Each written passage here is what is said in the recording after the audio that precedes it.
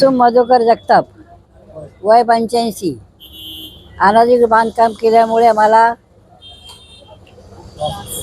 त्रास होतो आणि त्याच्यामुळे किडींनी परवानगी द्या, लवकर हे करावे. नारायणपेठ, शिवाई चौक, घर नंबर 38. मी सचिन जगताप.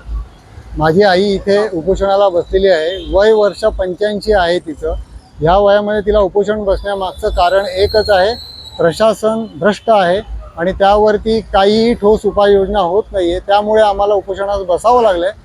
तिथे आम्ही झुंजाराव नगर, नारायणपेठ येथे आम्ही राहतो. आमची 38 नंबरची रूम आहे.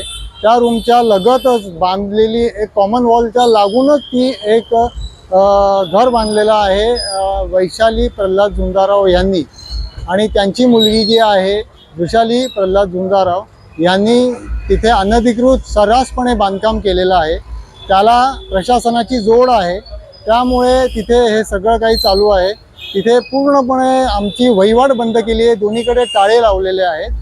वहिवाटी जिथे आम्ही एंट्री करतो त्या एंट्रीला गेटला त्यांनी कुलूप मारलेलं आहे. त्याची चावी आम्हाला मिळालेली नाही आणि देतही नाही. आम्ही बऱ्याचदा प्रयत्न केला त्यांना सांगून बघण्याचा, परंतु त्यांनी आम्हाला चावी दिलेली नाही आहे. आणि इतरांनाही सांगितलं, जे दुकानदार आहेत त्यांना, की जगतापांना चावी द्यायची नाही.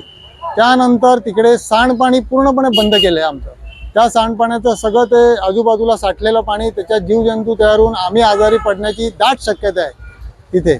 आणि पूर्णपणे आमच्या घराच्या मागे आणि पुढे दोन्हीकडे कचरा, रेबीट आणि त्याच्यानंतर वाळू, रेती, खडी हे सगळं टाकून ठेवलेलं आहे. सर्रासपणे रोडच्या मधोमध तिने रेती आणि खडी टाकून ट्रॅफिक जाम होण्याचा प्रचंड आम्हाला त्रास होतोय.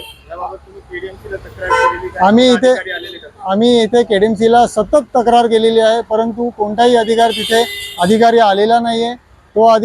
हे जे थोरात साहेब येऊन फक्त गाडीतनं येऊन बघून गेलेले आहेत एकदाच, परंतु त्यांनी कोणतीही कारवाई केलेली नाही आहे. आणि आत्तासुद्धा उपोषणाला बसल्यानंतर थोरात साहेब इकडे आलेत, परंतु आम्ही त्यांना विनवणी केली की आम्ही तिथे येऊन कोणताही आम्ही सहमत होणार नाही. आम्हाला तुम्ही आधी त्या अनधिकृत आणि जी खानावळ बांधलेली आहे, आमच्या पुढेच खानावळ बांधलेली आहे, त्या खानावळीमध्ये घरगुती सिलेंडर आणि कमर्शियल सिलेंडर हे दोन्ही चालतात तिथे.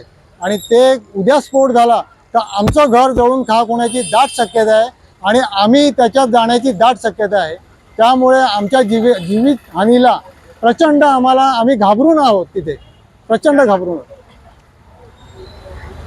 तरीसुद्धा यावर कोणतीही ठोस कारवाई होत नाही आहे. तरी केडीएमसीनी यावर ठोस कारवाई करावी अशी आमची इच्छा आहे.